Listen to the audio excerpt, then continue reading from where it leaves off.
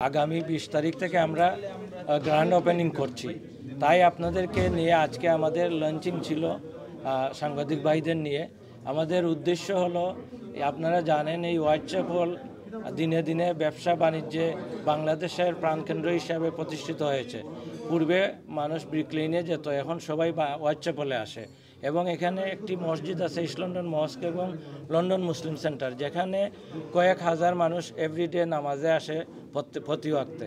এই মসজিদের পাশেই আমরা HMC অনুমোদিত হালাল বাফেট রেস্টুরেন্ট আগামী ২০ তারিখ থেকে আমরা শুরু করছি। এই বাফেট রেস্টুরেন্ট শুরু করা নিয়েই আজকে আপনাদের এখানে ডাকা এবং আপনাদেরকে নিয়ে লাঞ্চ করার উদ্দেশ্য আমাদের। এই রেস্টুরেন্টের সিটিং ক্যাপাসিটি 220। আমাদের এখানে মোর দেন 40 আইটেম ইনশাল্লাহ প্রত্যেকদিনে বাফেটে থাকবে, এবং কি আমরা প্রত্যেক সপ্তাহে এবং প্রত্যেক দিনই আমাদের মেনুগুলো চেঞ্জ থাকবে।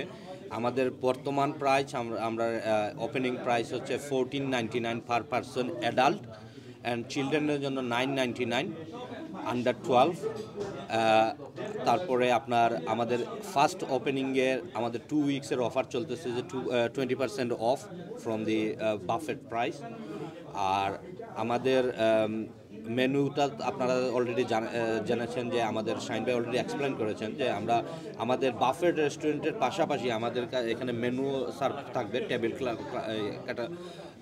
এখানে আমাদের ডিফারেন্ট কিছু আইটেম নিয়ে আসবো, যেমন ধরেন যে আপনার চালের রুটি, চই পিঠা, বাংলাদেশি মুরগ পোলাও, কাচ্চি বিরিয়ানি, তারপরে আপনার আমাদের এখানে আপনার তেহারি, এগুলো আমাদের স্পেশালিটি থাকবে ইনশাল্লাহ।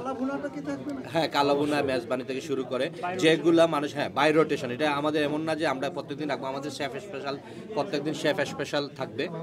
তো এইগুলোই আমরা মেইনলি আমাদের বাফেটে এখন বর্তমানে মোর দেন 40 আইটেম, বাংলাদেশি ভর্তা থেকে শুরু করে ডিজার্ট থেকে শুরু করে সব কিছু ইনশাল্লাহ থাকবে। আমাদের সপ্তাহে আজ 2 দিন থাকবে মেনু। শুক্রবারে যদি পাবদা মাছ থাকে, শনিবারও থাকবে।